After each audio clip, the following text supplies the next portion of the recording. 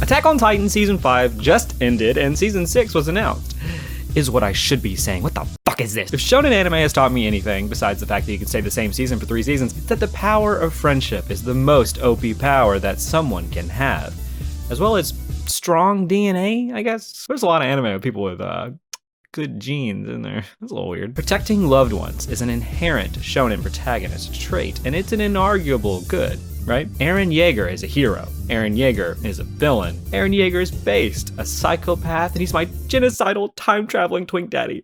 Wait, that wasn't in the script, what the fuck? People have so many different opinions about the protagonist of Attack on Titan, and that's because I think we see him in so many different lights throughout the series. We're on his side, rooting for him, and then we see him pile drive a wallop of toddlers, and we're like, I don't know about that. But I think some people still don't know the answer of whether or not Eren is a villain or not. So let's look into what even constitutes a villain in the first place to answer the question of whether or not our resident genocidal, father-whispering, flesh-mech'd protag is actually a villain. I believe there are 2 ways people can mean the words hero and villain. There's the obvious literary way in which we're saying that the text itself is either agreeing or disagreeing with a character. There's also the way that I think most people really mean it as an ethical statement. Some people use words like hero and villain to show their moral support or distaste with a character's particular actions. A show can agree with and support a character that an audience thinks is a villain and vice versa. Like, people like the bad boy characters in anime even though they're clearly the villains, like Vegeta in Dragon Ball Z, and Goku in Dragon Ball Z. Honestly, just most characters in Dragon Ball Z. So let's first explore whether or not the text itself is making a clear moral judgment on Eren and his actions, and then we'll get into why you're so fucked up. Just kidding. For most of you. The text and show is adamantly against Eren's actions. I just want to say this up front because a lot of people think otherwise. But wait, I hear you say. Wait, how the fuck did I hear you? I'm sure some people will say he's the protagonist, and so the show agrees with him.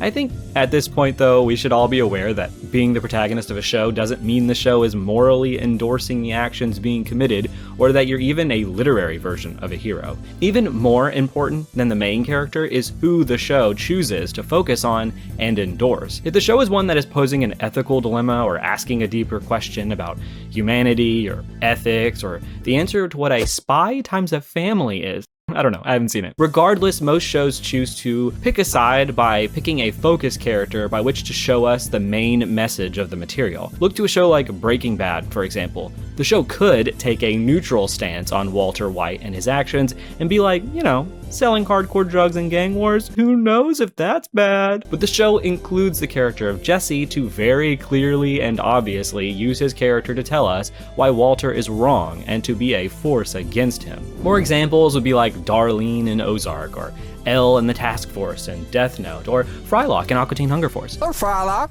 look at your carpet.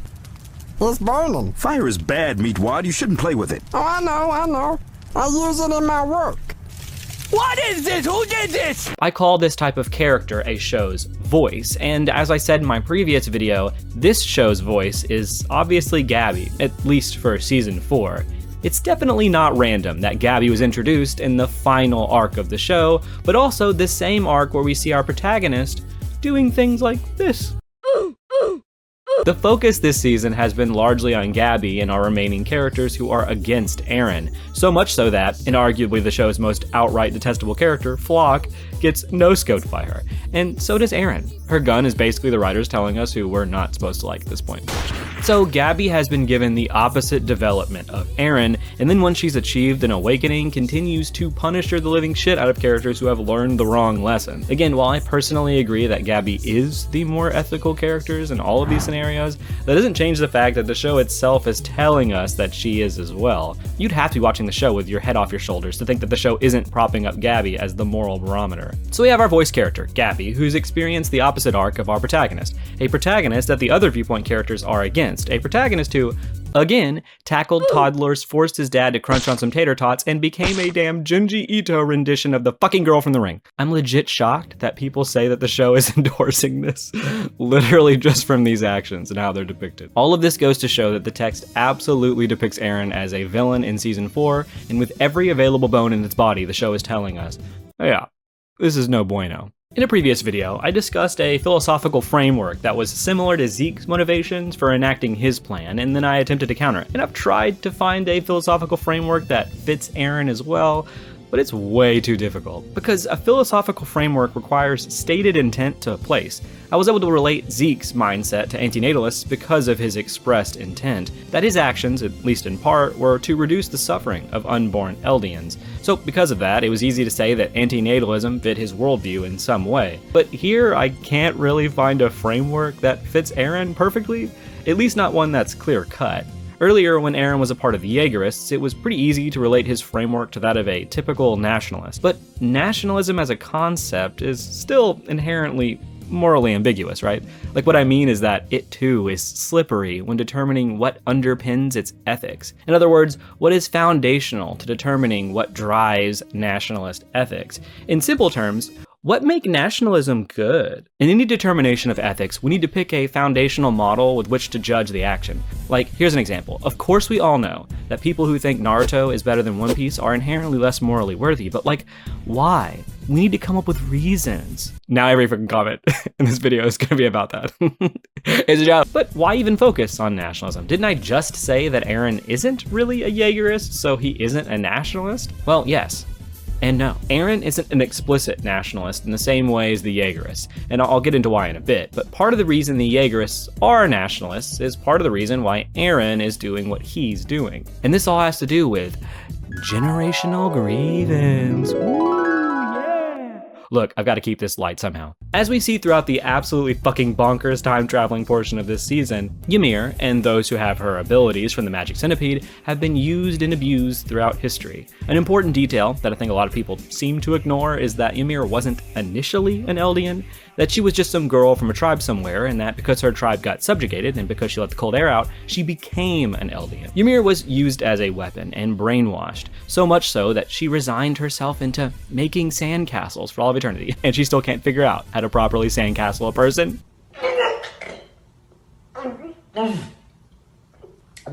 This historical context, that subjects of Ymir were used as weapons and then blamed for the actions of an imperialist regime who used them, underpins Eren's and the Yeagerists' philosophies. Hell, Eren witnesses this history himself. He now fully understands that it seems like this world won't let subjects of Ymir even exist, and the Yeagerists seem to think that as well. So this seems to be what underpins the ethics for all of them. Ultimately, to them, it's hunt or be hunted, and at the very least, they believe subjects of Ymir will always live an existence of fear for as long as the world that subjugates them continues to exist. It's a pretty bleak outlook, one that has seemingly led a bunch of fans of the show to side with Eren. So that's his philosophy. He knows the world for the darkness that it has and the history by which his people have experienced, and so to rid them of a future that looks the same as the past, Eren just wants to wipe the slate clean. So with all the setup done, is ending the world right? Like, I feel a bit weird having to ask that question, because I think the answer is, it's obvious. But let me know in the comments right now what you think, and also let me know if you agree or disagree with my points. And also continue to let me know why I was wrong about my take on Season 2 in the last video, because I certainly haven't seen enough comments about a fucking 6-second portion of a 10-minute. So we just spent time talking about the ethical foundations for Eren and his actions, but even those foundations don't permit what he's doing now. If we boil down the nationalist argument for what Eren's doing, it's essentially our people have been hurt and used in the past, so to stop this from happening again, we have to end it at the source. But even if you agree with that, don't you have to identify a, source first? It can't just literally be everyone else on Earth. Like, we know that's not true already based on the non-subject of Ymir characters that we have. The most obvious answer would be then that the source of Parody's problems is Marley. The viewpoints we get in the show are from that of Parody and Marley, and aside from some side characters like Onyonkapon, that's kinda it. So we know that the nation of Marley wants to use the Founding Titan's powers for more imperialist goals, and we don't know a whole lot about the rest of the world besides the blood testing that was mentioned in the final episode. Oh, sorry, not the final episode. I mean episode 1 of season 1.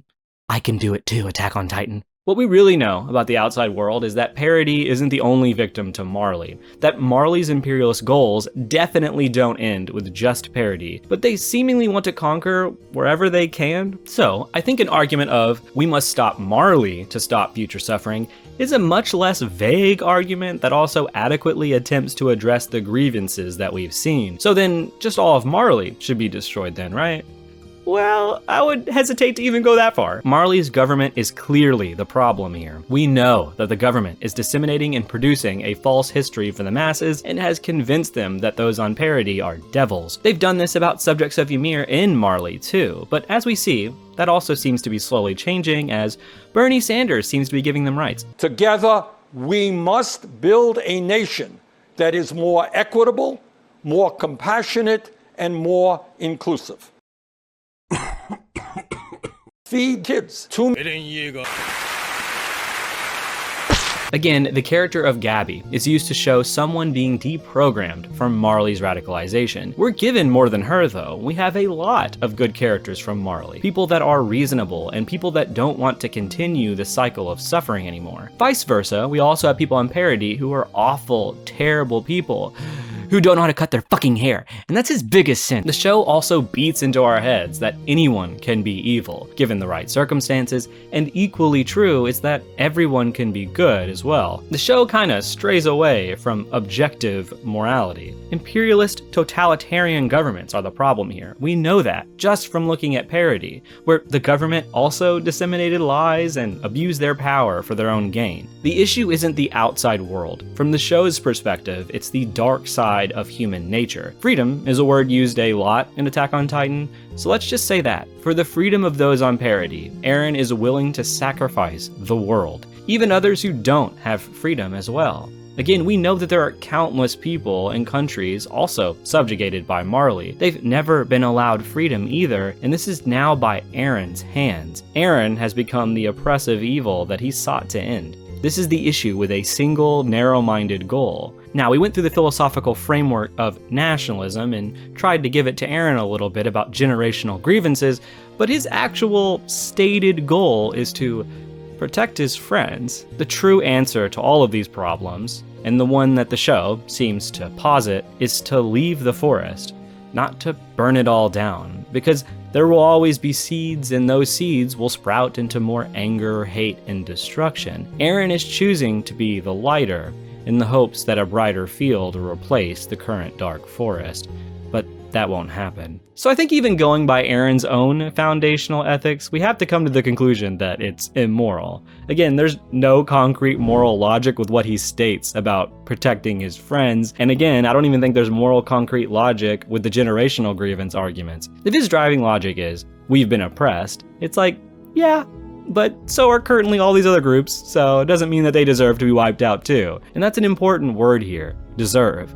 Again, we need to actually make ethical deliberations here and not just seek retribution on the world. Eren's logic here is like that of a child, which I think is deliberate from the writing standpoint, considering all the allusions that we get to when he was a kid, when he was just acting on anger without much reason. And that's what this is. There's no moral argumentation that can permit what Eren is doing without adding a pinch of like, I don't know, a little bit of racism here and there. You'd have to say something like, Eldians have been through some shit, so that then permits them to never go through oppression anymore ever, and so much so that they're more worthy than all others on Earth, and that the eradication of those others is now permitted. That's why seeing people agree with Eren's actions online kind of surprises me. Deontology, consequentialism, virtue ethics, etc., you really can't come up to the logical conclusion that the world needs to end to benefit a select group of people. And obviously, this is purposefully cartoonishly evil, because it really is the end of the line for any immoral thinking. So then why do I think that people agree with Eren? Well,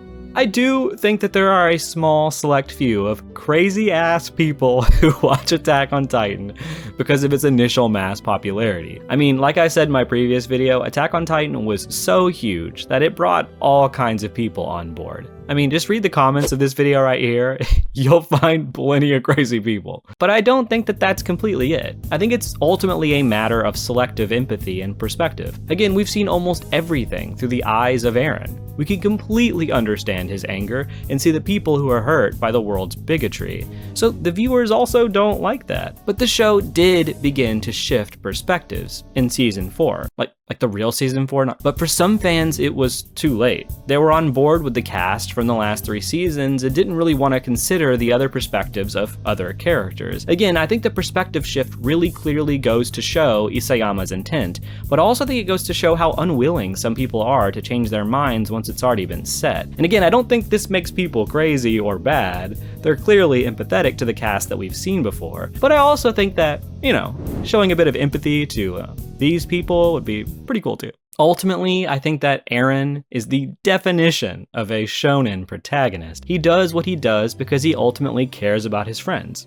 That's kinda it. And that sounds way weirder when you say it in this context. I love this though, because it really is peak shonen. It's a shonen protag if you take the concepts that like normally encompass them, and then take those to their absolutely craziest logical endpoint. The question posed is, would you end all life on Earth to save your friends? And the shonen response is, yes. So ultimately in a video about the different definitions of what it means to be a villain, about philosophical frameworks, the generational grievances that underpin the nationalist ethics of groups within the show, the ultimate conclusion is, don't go to shonen protags for your ethics. That's all, folks. You can catch me next time again in 72 months. Wait, Gabby, don't! Wait! I know where I am, and I know what I must do. Call Eren your genocidal time-traveling twink daddy. Genocidal time-traveling twink daddy.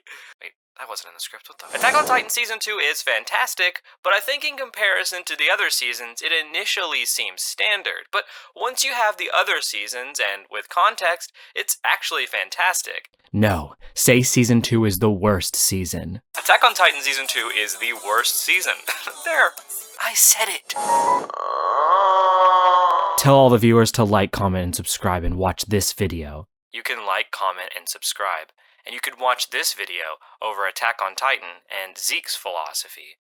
Wait, Attack on Titan? That's on its final season, right?